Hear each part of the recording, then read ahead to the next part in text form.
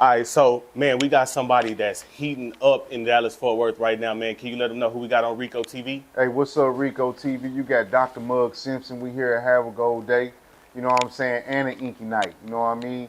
But yeah, we pushing this Have a Gold Day thing big time, man. We trying to, get in all the airwaves, all the medias. We trying to really get out there and let people know like what they don't know.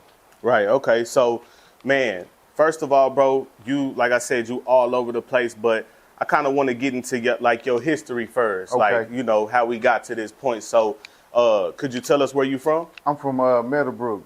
It's a spot in Fort Worth, off of 820, and we call it Exit 29. Well, I originally called it Exit 29 because it was a studio of mine, and I needed a name, so the exit that we exit on is Exit 29, so I use that. And it's crazy how the lingo just pick up and turn into something, you know what I'm saying? I'm MUG, Meadowbrook Underground. Me and DK, we started all this. This on my head right here, MUG. See, I done turned into Friendly Mug. Right. I ain't mean mug no more. Right. So okay. I turned my mug into the smile.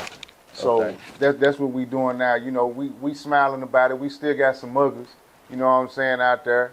Holding it down, doing their thing. Shout out my boy, Mr. the Shooter. You know what I'm saying? He Shout been out to doing bro. his thing out there. He keeping his name going. Free Crook count up. We still here. You know, the office still jumping, still moving, and that's what we all about. But just to, give you the history, me and DK, we started all this. Danny K, Meadowbrook Underground, we started rapping, freestyling with Big Shank, Paco, Lil Rick, AD the Slugger, you know what I'm saying? We started all this from scratch, just trying to be what we saw.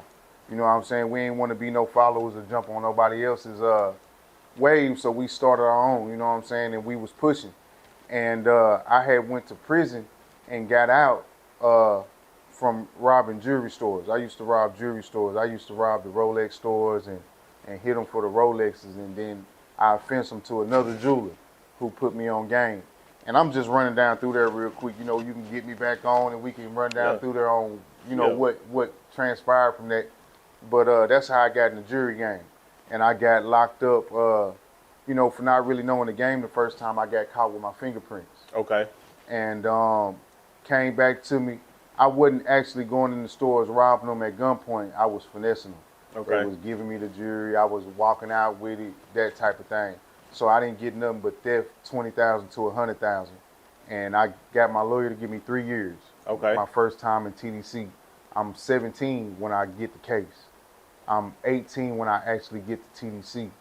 And I do 2 years on that and come home crazy. You think I'm this person now? Back then, I just like that ego trip when you come home, when everybody looking for you, everybody checking on you, Right. people bringing you offerings and blessings. So it kind of mess a street nigga head up. You know what I'm Right. saying? So I knew I had a X on my back. I ain't had no high school diploma. I got my GED down there, so I'm always an entrepreneur. Right. I'm always trying to hustle something up. Always got a good idea. And I went to Riflers on seminary to get my barber's license when I first got out of TDC. Okay. And just being in there, it was another guy named Nub. Shout out to Nub from Como. He had his grill done. And he was like, yeah, man, we went to Johnny in Houston to get our grill done. And yeah, he only charged me such and such, such and such. So what I did was I like, yeah, we gonna go down there the next time y'all make the trip. We gonna get grilled up too. My partner in New York, his name is, we call him Styles. He was from New York. He came back, we sitting in the car smoking weed. I see he got his grill. Like, nigga, where you get your grill from? He's like, oh, I went to New York last week.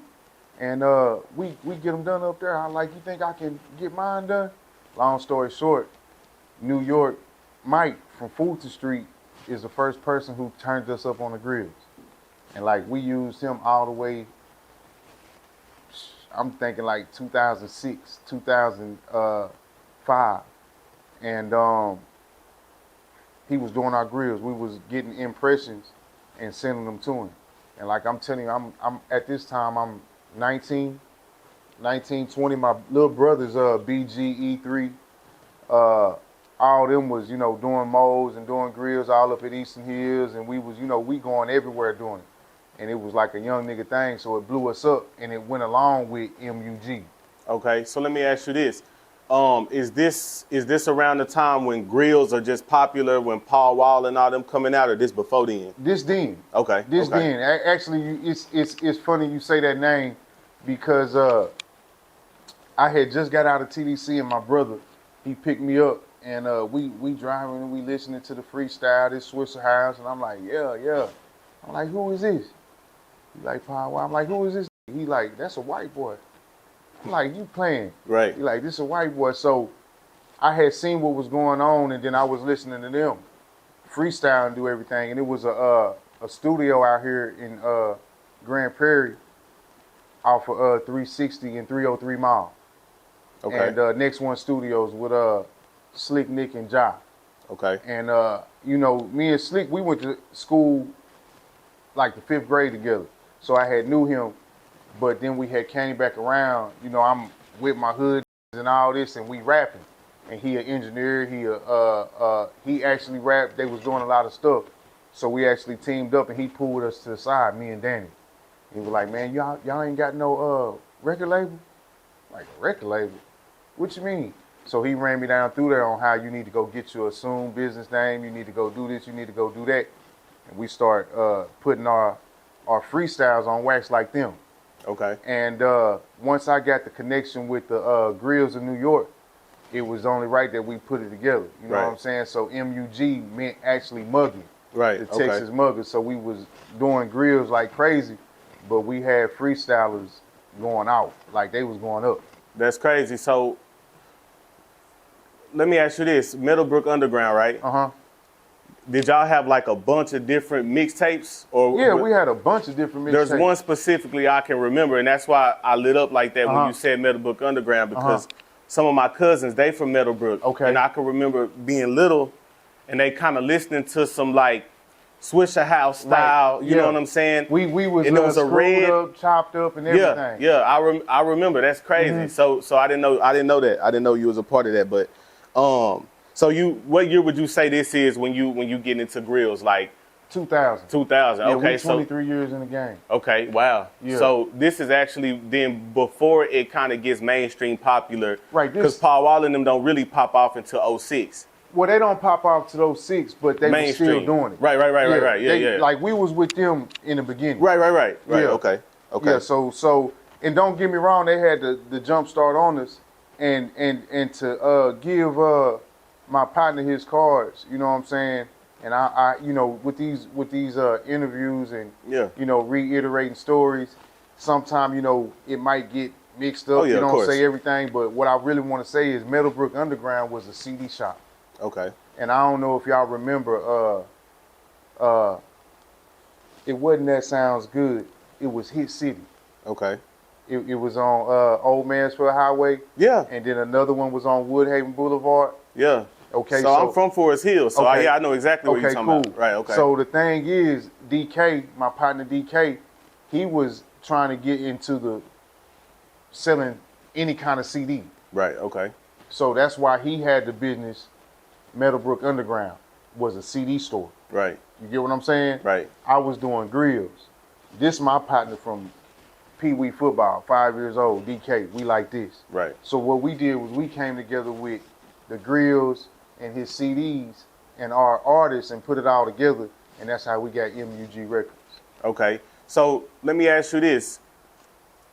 Oh, and my boy D-Love. Yeah, okay. D-Love was there on the signing day when they went to go get the assumed name for the record store. And, you know, D-Love was doing his thing. Rufus in Eastwood. Okay. And we was all live. We were just, you know. Just turned up. Yeah, turned up. Shout out Willie Earl from Woodhaven. Right. Okay, Yeah. So let me ask you this. Today, like in today's world, if I was rapping, I could put my stuff on iTunes or whatever.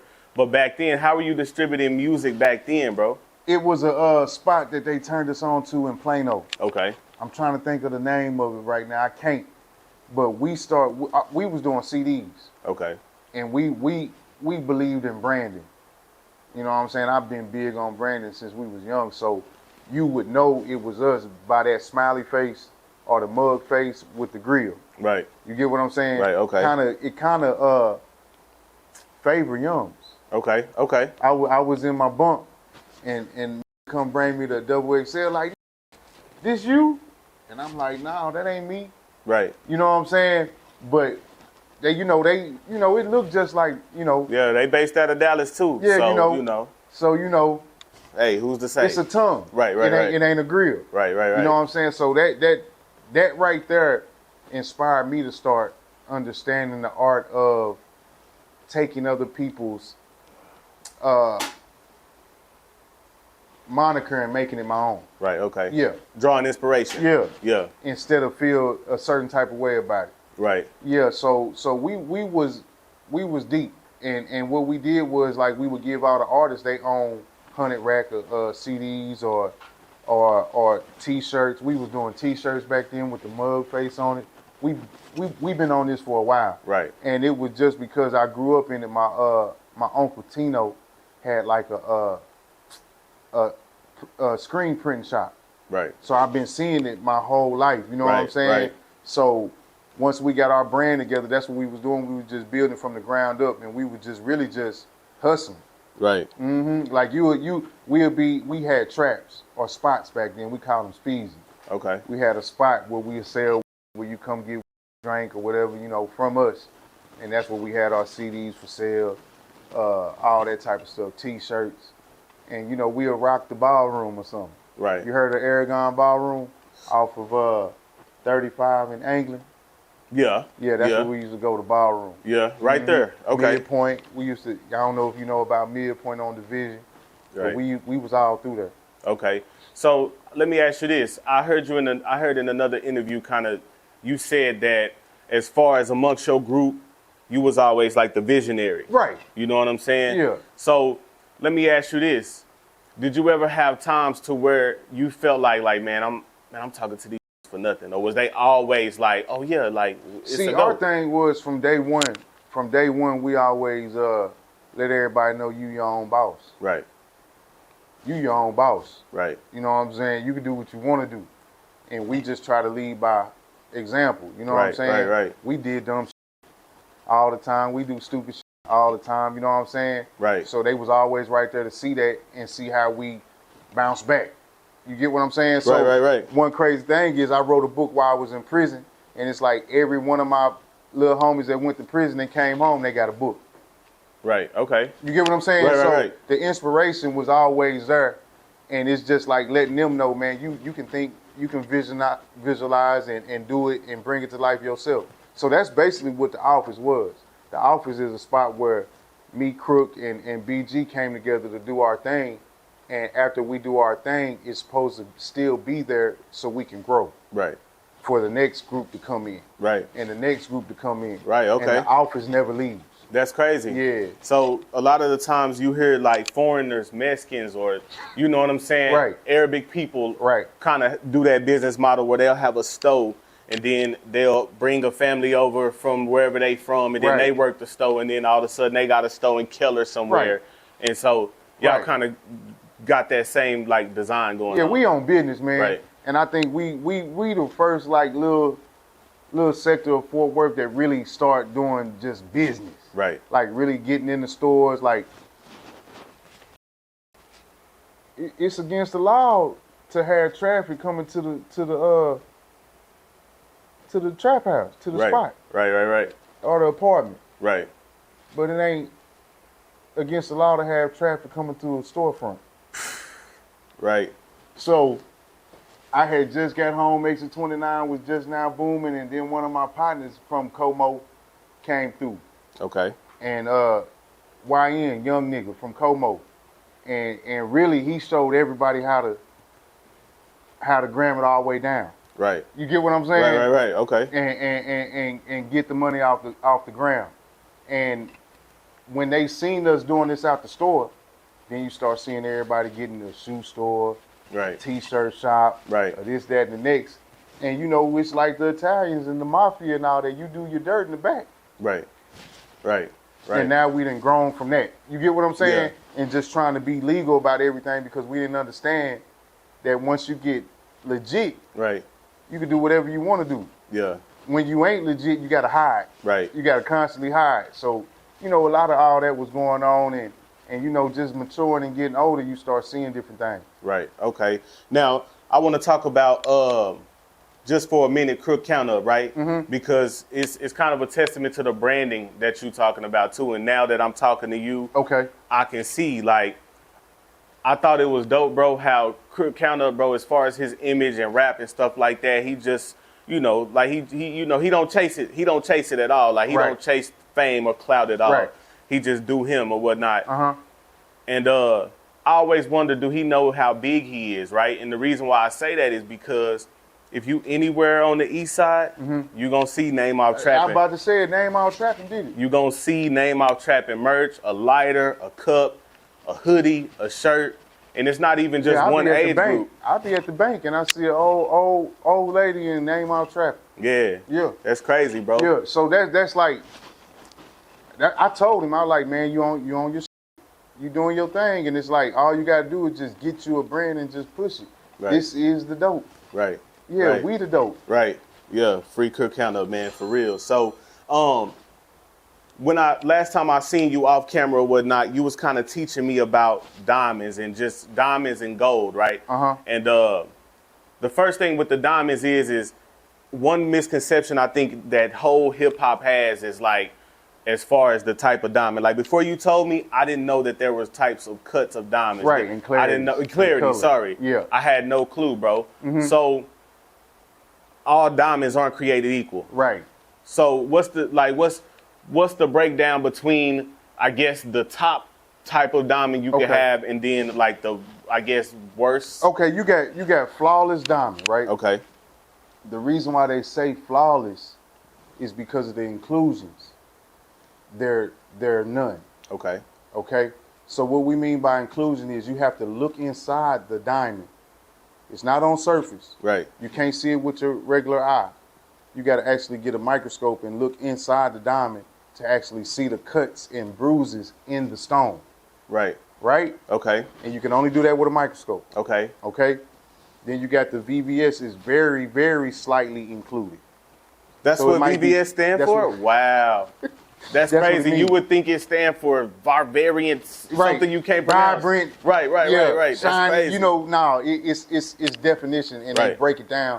It's like an acronym. Wow. You get what I'm saying? That's crazy. And then it's very slightly, and then it's slightly included. That's an SI, Right. Okay. and then it's inclusion. Okay.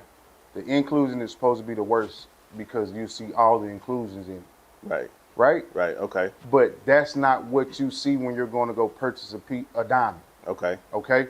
What you see is you see color. Right. Like, you see my teeth? Mm-hmm. Right. What's the first thing you like really can see? The yellow ones. The yellow. Yeah. But yellow is color L. Okay. So it goes from DEF, that's white. GHI, that's JKL. L is yellow. So instead of calling it the L diamond, I'm a jeweler, we're in the industry, we're gonna call it canary yellow diamonds. Okay. I was just finna go there. So You is get what that I'm saying? canary yellow? But Okay. it's a terrible diamond. Wow. The color of it Right. is Okay. the darkest, Okay. right? Right. So what they are doing with the lingo in the industry is they telling you something that you can't see with your eye. VVS. We got VVS. We got VS quality. We got flawless diamonds. You can't see it with your eye. Right. All you see is the color. So what you don't know is if it's a SI DEF or a I DEF or a flawless DEF, VVS DEF. DEF is the color. They all gonna be white Right. to the naked eye. So those variations you can't even see that with the naked eye. No, Wow. not at all. That's So why they it's- preach it. Wow. That's crazy. So I could go into the mall and think I'm paying for VVS's and not be getting them. Yeah, you're not getting them because they look like it. Right.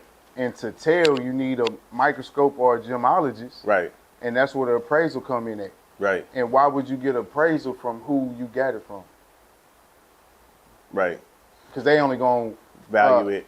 validate what they said. You get what I'm saying? Right. So the game is it might be a few VVS's in there, and what we do is this, like, we can get with Rico, we can get our way in there, right? Right. I ain't got to hold no verbiage back. No. Okay, so what we doing is it's the same thing as the dope game. Right. So we just gonna talk about diamonds. Right. Right. And let's just say diamonds is a pound of weed.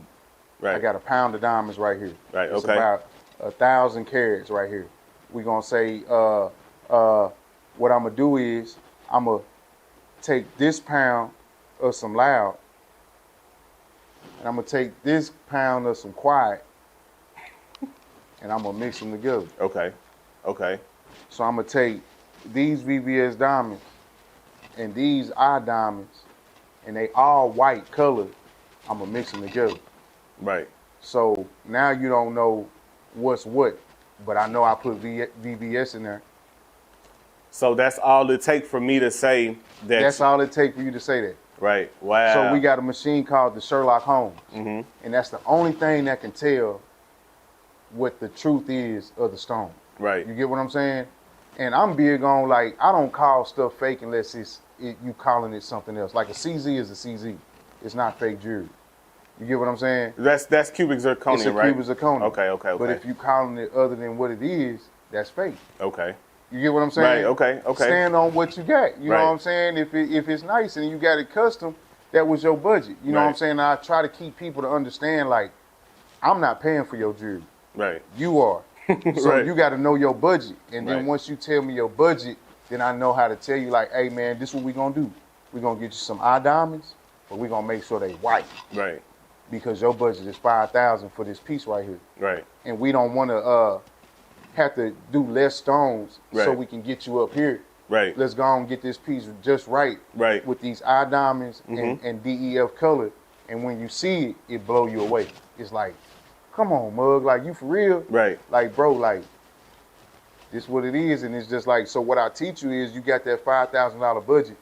You come and get that appraised by a gemologist, and they appraise it for retail value. Right. And once you get it appraised for retail value, now you're worth more than what you spent. Right. Right. And then you just keep elevating that way. Right. You get what I mean? So let me ask you this: you said the Sherlock Holmes is the only one that can detect the BB. So those diamond CVDs. testers. Okay. The diamond testers just really test gems. Okay. Okay. So what they're testing is what's not a CZ. Right. Or Okay. what's not glass. Right. Okay. Right? Right. So if you got carbon in it, if it's a sapphire, if it's a moissanite, if it's a lab diamond, if it's an HP Right. diamond, they all test as diamond Right. Right. because of the actual tester. Right. Okay. So, man, the word moissanite is ringing around in hip hop right now. What's a moissanite? Is it less? A moissanite it comes from the name of a man named Moissanite. Okay. Moisin. Okay. His name is Moisin, and he found this stone Right. Okay. that we call today a moissanite. Okay. And he found more brilliance in it than a diamond. Okay. You get what I'm saying? Mhm. So it's more like a it competes with the lab diamonds. Okay. You get what I'm saying? Okay. Okay. Man-made. Right. Okay. It's man-made, pretty much. Okay. So let me ask you this: as far as gold, right? Gold, I know 10 karat, and I know they go up to 24. Right. And all I know about it is that as you go up, they more yellow or Right. more of a rich gold. What's Right. the difference between those? Man, my bad, man. I'm glad you asking this because, like, this is what I'm on. Right. This is what I'm really on. Right. And I'm talking about tomorrow, Right. September the 1st. For the last 90 days, for the last quarter of 2023, we selling ounces of gold here at Have a Gold Day. You come get you an ounce. It's anywhere from $2,800 to $3,000. You get you an ounce, and then we gonna show you how it's 24 karat gold, how it's 100% gold. And right now, what people need to do is you need to turn your money into gold. Okay. You Okay. get what I'm saying? Right, okay. And it's not saying that we gonna make the dollar bill obsolete. What we saying is now we understand what the holding power is. Right. The holding power is gold, Right. 100% gold, 24 karat gold, because it don't die. Right. Okay. You can put it in the fire, all it's gonna lose is the impurities, Right. right? Right. Okay. That's all it loses. So just like dope, when you got some fish scale metalline, you got that drop. Right. You're gonna cut it, Right. right? Okay. Okay. And the reason you're gonna cut it is to make 2 Right. out of 1, Right. or 2.5 out of 1. Right. So that's what they doing when they do 24 karat to 10 karat. You making 2.5. Wow. So you really just 10 karat is just cutting the gold all the way down. Cutting it down Wow. to 47%. Wow. And Okay. it's legal. So somebody one time told me, and this, I think it was one of the dudes at the mall. Mm-hmm. I was kind of asking him the difference, and he couldn't really tell me. And then he was just saying, like, look, you have to mix, if you're gonna make jewelry, you have to mix it with another metal because gold isn't strong enough to it's just be too a pure. right. Okay. It's too pure. Okay. So what they're saying by that is the jewelry is real soft. Right. It's very, very soft. And you know, the dude at the steak the place. salt yeah, dude. Salt yeah. Bay. Yeah. The reason he's sprinkling gold on there is because it's real gold and it's 24 karat gold. Right. And you can consume it. Oh wow, you can consume gold. You can consume gold. Pure gold. Okay. Pure gold. So the big thing is that once you die, bro, I did this. I'm a fanatic with gold. Right. Okay. Right? Okay. I'm a fanatic. Once we die, bro, our last breath has particles of gold. Wow, really? That's crazy. Google can prove it. Right. You know, you Right. study it. Yeah. It can be proven. And I went to theology school. I got my minister's license and all that. And one of the professors was like, when you're reading the text, the Bible, ask the text questions. So what jumped out to me was why was the floors in the streets gold?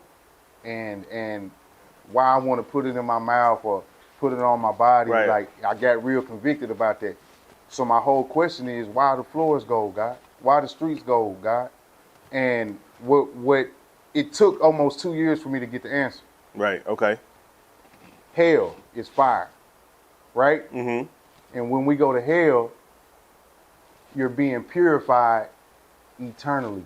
Right. Okay. So you're getting all the impurities out Right. in the fire. Right. And it kind of resonated with me. Those- So what resonated with me was when we was casting jewelry, Right. we would put it in the fire. And Right. I'm like, fire, 24 karat. So to get the listeners and the viewers to understand what I'm saying right now, we buy gold. You Right. see this all over the Metroplex. You see shops that say we buy gold. So they know only gold they can buy, 9 times out of 10, 10 karat, 14 karat, 18 karat, right? Right. So why would they buy cut dope, Right. right? Right. Because what they about to do with the 10K that you bring in, you bought it for $50 a gram. They're gonna in turn give you $10 to $15 a gram, and then they're gonna take that 10 karat gold, put it in the fire, burn all the impurities off of it, the alloys that you put in gold to harden it, Mhm. to stiffen it, Right. to make it solid. Right. They burn that out, and it's back 100% gold. Right. So I see them places, and I always So yeah. not to Yeah, not to no. We learning. not to for go sure. off track. So the parallel that I seen was when I go to hell, I don't die. I only get the impurities out of me so I can be back 100% pure gold.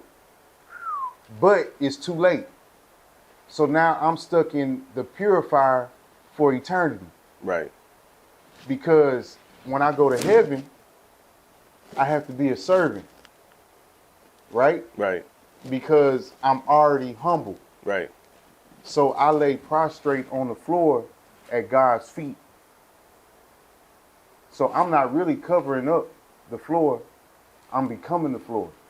Right. Wow. So all the servants that are on the floor are the streets of gold. Right. Because Wow. we're at 100% when you're in humility. Right. That's what the fire does to the gold. It humbles it. It takes everything hard out of it And and make it soft. man, that's crazy. You get what I'm saying? So Yeah. you can't get to heaven as a slave. Right, You have to get to heaven as a servant. right, So anytime you stand up like Lucifer, you get casted out. Casted out. We Right. get casted in the jury room and right, in Grill's kitchen. We cast Grill. right, You right, get casted out, bro. right. Wow. So, when you creating jewelry, right? Mm-hmm. First of all, I'm a graphic artist. I'm a 3D. Okay. I do 3D modeling and Okay. all that. And then Wow. another interview. You might can get into this, man. Yeah. That's crazy. Yeah. Cause in another one of your interviews I'm watching, and you was talking about how you go To get a 3D you designer? get a 3D printer Yeah. and all that stuff. And it's interesting to say you paid $3,500 for it, because that was back then. Right. You know, them 3D printers now. 150. Right. So that's crazy you say that. But I used to always, like, when a new rapper get their piece or whatever, I'm like, bro, how did they find this many stones? I'm so green to the game. I'm thinking you gotta find stones that are this, and you kind of fit it together to make Okay. this shape. Right. It's not until I hear you say the other day on that interview, 3D printer, that I'm like, oh, that's how it's done. Yeah. So you 3D print. So let's say I'm a rapper and I want my face on a chain. Would you have to have somebody like 3D model it, and then you? So what we do is we just take a picture of your face, Okay. or you send us the picture that you want of your face, Okay. and then we have this program Mm-hmm. that's called Rhino. Mm-hmm. Rhino, and what they do in this program is they break down your face, and they're able to take your face and make it a 3D model inside this program. Right. And then they can say diamonds, round diamonds, and then all the round diamonds will go all over your face. Then they can say black diamonds in the eyes, and then it'll put black diamonds in the eyes. Black diamonds in the hair, it'll put black. It's only doing what you tell it to do. Right. And then it prints it out, and it has a map of the size of the stones, like 1.4 here. Then you got 2 millimeters here. Then you got 3 millimeters here, because it's just like a puzzle Right. that you're putting together. Right. That the diamond setters have to deal with. Like I love the breakdown of the process. Mm-hmm. You know what I'm saying? From how we do the jewelry. Like I got essays in the houses, in the back of the house. They got the outhouse. They got the whole family back there casting. Right. You know what I'm saying? Same way in the Vietnamese community. Mm-hmm. They setting diamonds like crazy. They could probably set this whole thing within about 8 hours, and it'd be done. And when you say set, because this is something that I learned too after I opened the door for you that day, and you was telling me about it. I went home and got on YouTube, and I'm like, man, because then I'm thinking, okay, there's a machine that does that. So when you say setting, you have to manually set every stone. Manually set every stone. Right. Yeah. They got machines today that Right. do it, but that's what takes the eye away from the snow. Like it's just Right. technique. Yeah.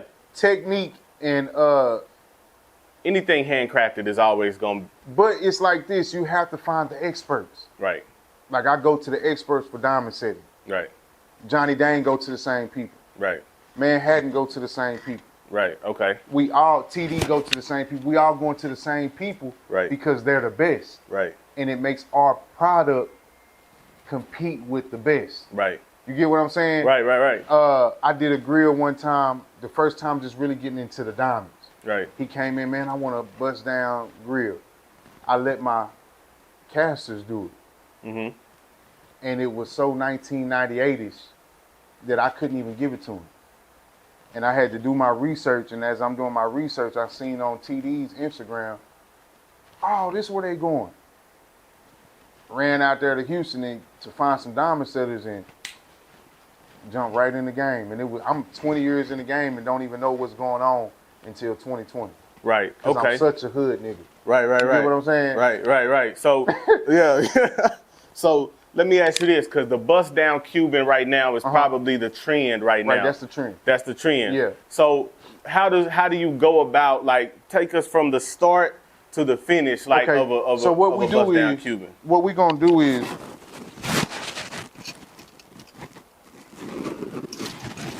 we're going to take each link. Mm-hmm. The designer is going to design one link. Okay. After he designed that one link, we measure out how long it needs to be, Right. Okay. right? And then we know how many links to print out. Right. So you print the links out, Okay. and it already has the holes for the stones and all that type of stuff. And then you take each link before you put them together, and you set the stones. Right. Okay. You get what I'm saying? Right, okay. It's just like a little process. Yeah. It's kind of it's very I'm trying to think of that word. Tedious. There you go. Yep. It's Yep. very tedious, bro. Right. But once you see it done, like this is a one-on-one aftermarket Rolex. Right. Okay. And what I mean by one-on-one is the movement on the inside is Rolex. Okay. Right? Okay. But this band, Mm-hmm. the bezel, the casing that it's sitting in, we made it from scratch Wow. by the measurements. Okay. You get what I'm saying? So Right. the designer gets the measurements, and he then inputs it in the program, and the program makes it just like that. Right. But it's not a authentic Rolex from Rolex. Just the movement is from Rolex. Right. But it's still what it is. Yeah, it's still bro, what it is. You smart, bro. Aqua blue You diamond. smart. It's just a game, though. Yeah. Yeah. Yeah, and it And took you the time reason to I'm acquire smart, it. Huh? the reason why I'll take that from you is because you got to figure it out. Right. I didn't get frustrated. Right. I kept going. Like even when they tried to, keep the game from me, I was middleman. Right. You know what I'm saying? Whatever I could do to stay in the game, and once they seen the consistency, they really couldn't hold me back. Right. Yeah. That's crazy. So, let me ask you this: a lot of people are interested in those type of deals. Like, what do they range for? Like, what do bust down Cubans range for? Like, what's the cheapest you could get one, and then what's the most expensive that makes sense? I would say. Okay, so when I think I ask budget Right. off the muscle. Right. So when you tell me budget, that's what I can tell you Right. on how I can do you. So say for instance, you come in with a $3,500 budget or $4,500 budget, I'm gonna get you, Right. some lab diamonds and some gold. Right. But if you come in and your budget is $16,000, $20,000, you're looking at BBS diamonds, Mm-hmm. you're looking at gold, gold custom, you're looking Right. at all that. Right, so right. it just depends on your budget. Right. So you can come out $3,500 with a nice bust down and get it appraised. See, that's what people don't understand. I don't bash no type of jewelry. Right. It is what it is. And what people don't understand is a moissanite still is appraised. It still can appraise for something. Right. A sapphire still appraised. Like I can show you right now some sapphires in a ring worth $300,000. Really? Wow. See, tell me this, bro. Who want a bust down bitch? What you mean? Who would take a bust down bitch to the altar? Right. And Okay. marry. Okay. Right. Right? Who gonna roll up in a bust down car? Right. You get what I'm saying? Right. So we so naive that we busting down diamonds. That's what makes them worthless after they sell them to us. Right. They not buying these diamonds back Right. because it's shake. From the pound of weed that I was telling you about how we mix it up, Right. it's the shake. Right. Don't nobody want no shake. Right. I want a whole nugget. Right. Give me a whole carat. Right. That's why that sapphire carat is worth $300,000 because it's a whole. That's crazy. It's not a bust down. Right. So, man, it's just so much levels to stuff, But this bro. is our culture, though. Right. I love it. Yeah. Like I'm sitting up here bust down. You Right, get what I'm right, saying? right. Because I understand our culture. Right. And it's not wrong. We just Right. have to understand it. Right. And the way you do it make sense. Right. Yeah, that kind of remind me of that Dolph song where he kind of rapping and they say, Dolph, why you go bust down a richer meal? Right. You fucking up the value. Right. And he was like, I don't plan on selling it anyway. Anyway. So, you know what I'm saying? So it kind of remind me of that because it kind of sound like he's somebody who might know. Like, Right. yeah, I know what I'm getting into. I know what I'm doing. Right. You know what I'm saying? So that's what I kind of try to teach my clientele. Like, if you're buying a Rolex, Right. get you a plain Jane Rolex. The boy gonna be anywhere from like 15,000 to 20,000. Okay. But as the years go, the value goes up. Okay. Okay. The reason I preach aftermarket is because that's what you bust down. Right. Because it's worthless off the muscle. It's an aftermarket. Right. You get what I'm saying? You can't really go sell it and get no value out of it. Right. You know what I mean? So I encourage people to bust them down. Right. Okay. Because it's only valuable to you. Right. It's what you want. Right. And then you keep your plain Jane for the value of what it is. Right. Because if you bust down that $20,000 watch, it immediately goes for $7,500. Like nothing. Immediately.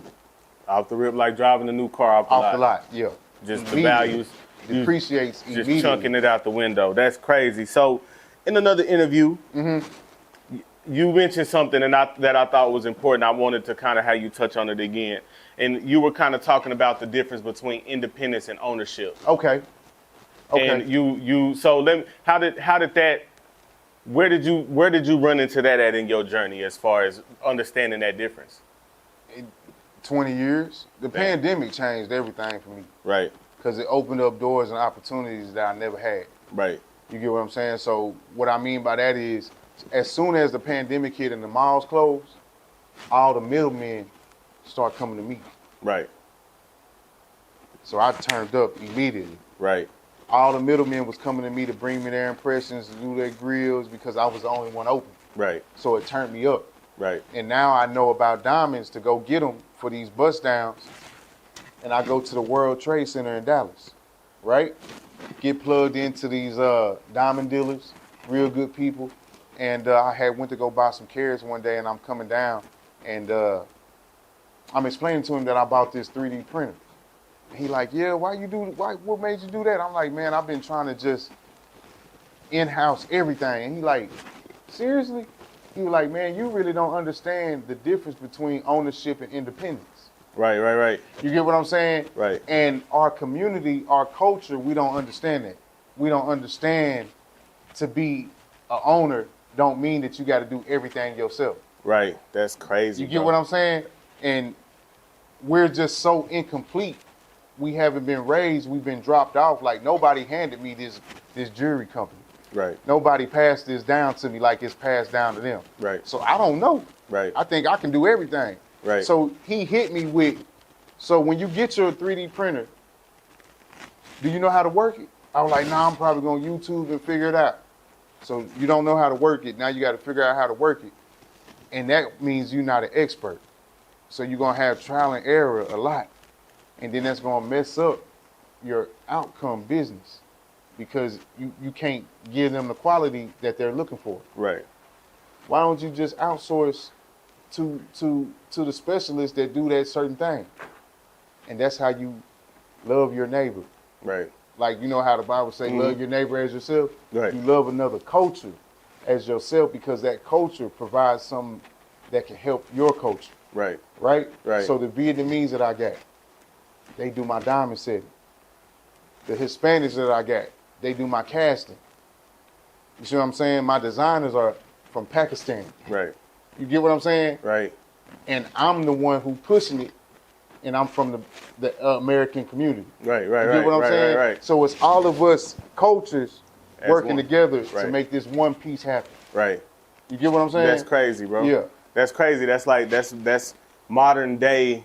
Right. Like, so but- I'm hiring each culture Right. to work for me Right. instead of trying to do it myself. Right. Now my jury can compete. Right. Yeah, nah, for sure. So, man, we seen you link with somebody that's, kind of famous around these parts. We seen Okay. you do a piece for Rainwater. Okay. How did that come about? Did he reach out to you? Was he, how often do you get people like that just hollering at you like, man, I need some See, jewelry? it's real organic with me, man. Like, Right. you ain't going to really see me trying to chase nothing. Right. You know what I'm saying? Right. Because, like, I just don't believe in clout. Right. You got 2 letters before that say C and L. You drop them off, you out of there. Right. But the organic, That's cold. to be organic, it's like the key word, the root word to that is organism, Right. right? Right. And an organism is going to spread. Right. Right. It don't die. Right. So I'd rather be organic. And I feel like that's why you seeing me Yeah. everywhere, because it's at a time as this. Right. I'm ready for it. You Right. get what I'm saying? Right. So I used to do rainwater tattoos. Oh, wow. Yeah, like Okay. I know Rain. You know what I'm Rain. saying? Okay. I know all these cats, but it's like, it's time. He was looking for a Cuban. He needed a Cuban. and we was in Dallas, and he was shopping for one, and he was like, "Oh, Mug, you can do this." So he really put me to the test, Right. to see if I can complete it or if I could do it. Right. And when he seen how flawless it was, he put me out there. Right. Sat on the couch and started talking about me, and that's the best marketing that I ever done was word of mouth. Right. Right. Okay. So let me ask you this: I got a segment on my interviews where I kind of put, you know what I'm saying? I have my guests list a top 5 something. You know, and usually it's rappers, you know what I'm saying, but you're not really a rapper. Okay. So I'm gonna ask you this. Out of all the jewelry you've seen in the Dallas-Fort Worth area, and I'm not gonna limit it to Fort Worth just because I think you might give me, and it don't have to be in order, give me your top 5 pieces of jewelry in the city, like that you've seen, like, oh yeah, like bro got a nice little, you know what I'm saying? Dirty Rich. Okay. 30 Rich. Shout out to bro. Rich. Right. 30 Rich. Road Runner Semo. Okay. Zilla. Okay.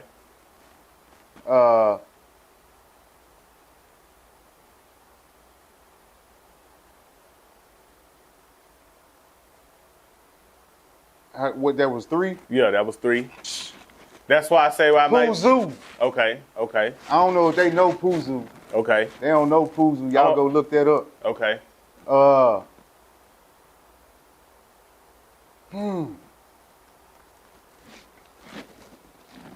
Them the top. I Okay. need one more. Or you could do a Mount Rushmore and just do 4. I need one more. One more. Cause we got they some drip. pieces. Yeah. Hey, they ain't playing around here, man. Yeah. Yeah. They ain't playing. And I'm trying to be unbiased. I ain't picking nobody that I done that done. you personally, Yeah. Okay. Man, there's some pieces out there. I just can't think of one more. I need one more.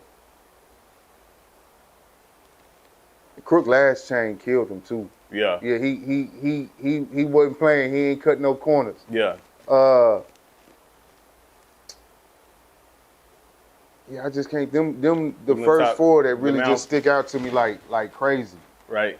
Like crazy. Right. Everything else more so like kind of fall into like the same thing or the trend. Right. You know what I'm saying? But The that's same them thing people or the who got trend. Yeah. creative with the jewelry. Trap Boy, Yeah. Chucky. Yeah. You know what I'm saying? Yeah. They got some nice pieces. They got some nice pieces. Mhm. Okay. But my favorite outside of everything for creativity Right. has go out to Finesse 2 Time. Yeah. Oh, Yeah. with the Oh man, I seen them yeah. the KKK just hanging and dangling and the spring that was on there and then the branch and then the handcuffs. Yeah. That's hard. He killing it. Yeah. Yeah. He thought about it for a long time. Yeah. Shout out to Finesse. So my last question to you is gonna be this, man. You talked about your past a lot, and we see where you at now. As far as transitioning from being, you said you was a street nigga. Transitioning from a street nigga to where you are now. What was that overnight? Was it a button that clicked? I'm still not there. Right. I'm still not there, man, and I don't know what it is, but it's like I kind of want to shake that off because it's opportunities that I'm missing because I'm not at that point. Right. You get what I'm saying? Right. But like it's an everyday struggle to try to get off of you what you've been pounded in. You know what I'm saying? Yeah. What we stand for and all this old type of stuff. So it's like once you understand real is letting people know that, hey man, I might be fake to you 40% of me. Right. You know what I'm saying? I might be only 60% real to you. Right. You know what I'm saying? Right. But it's just like my partners really show me though. Right. You know what I'm saying? Right. My partners really show me my growth. You know what I'm saying? By looking at my partners, by seeing the paths they take, by watching them, by, it's a mirror. Right. And like I tell everybody all the time, I can't tell you who I am. Right. They have to. Right. You get what I'm saying? Because if I tell you, I'm lying. Right. If I tell you I'm lying, because I ain't going to tell you how messed up I am or the flaws in me. You know what I'm saying? Right. So I try to, stay away from saying I'm a Christian. Right. If you don't see it, don't call me that. Right. Yeah, no, I'll say this, bro. I think that just from the outside looking in, somebody who's I've never identified as a gangster street dude or none of that. Like, I'm really the little cousin that everybody kept out, like, you know, bro, do you? And then I've always been real enough with myself to know that that's not me. You know what I'm saying? So, I'll say this, bro. I think I think you just said, hey, I still got a way to go. I think you'd have made significant progress, bro. Wow, thank you. Because you know what I'm saying? If I didn't know your background, and not even your background, because people in the city, if you know, you know what I'm saying? If I didn't know, I wouldn't just be able to assume that background because you carry yourself professional. You know, we just talked about a situation where, you know, most street niggas would have blew an opportunity that you being able to be level-headed kind of, you know, smooth that opportunity, that over. So, see, the first thing to my growth was humility. Right. That's the whole thing. Can you listen to somebody? Right. Can you hear somebody? Right. And that's what got me shot by the police. Not understanding how to communicate with authority. Right. Like, fuck you mean? Right. right. Get out the car. What you mean? Put your hands behind your back, or who you think you talking to? Right. So all that communication, they just trying to go home. Right. You know what I'm saying? They just trying to get to the house. And I gotta take that accountability for putting them in that situation. Right. You get what I'm saying? Right. Getting shot by the police, getting my teeth knocked out by the police. I actually got my teeth knocked out by the police in 2010 at the 5001 Brentwood Stair. Wow. I had like a little space in there. I was doing little tattoos out of there underground. And came outside. First time telling this story. Came outside. Got in the car. I'm with my girl and her daughter. We facing the street. Police drive down the street, put on his brakes, and turn around. I had a white Cadillac, a sedan DeVille. And he come in, and I'm telling my girl, like, watch this. Watch what's about to happen. Sure enough, he come in, he put the lights on. He get behind me. We ain't moved, ain't did nothing. Hey, let me see your license and registration. Right. My dumb ass say, for what? For what, officer?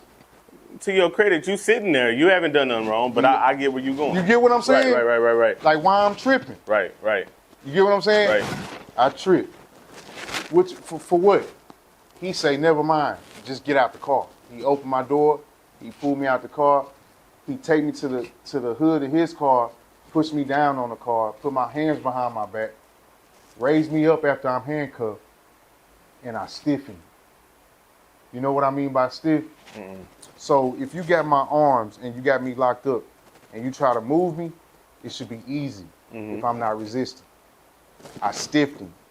I like froze on him and I looked him in his eyes like, bitch ass nigga. Right. I'll beat your bitch ass. Right. You know these handcuffs wasn't on me. Right. And he felt every word. Right. And he just started swinging. My mouth hit the concrete. Boom. And I had a 6-piece bridge. As soon as I hit the ground, my whole 6-piece bridge just broke off. Yeah. God damn. Yeah, so crazy that, like, I went to jail. I'm on parole at this time, went to jail. They let me right out. Right. Bail bondsman Oliver on Vickery over there. He say, man, you ain't in the system.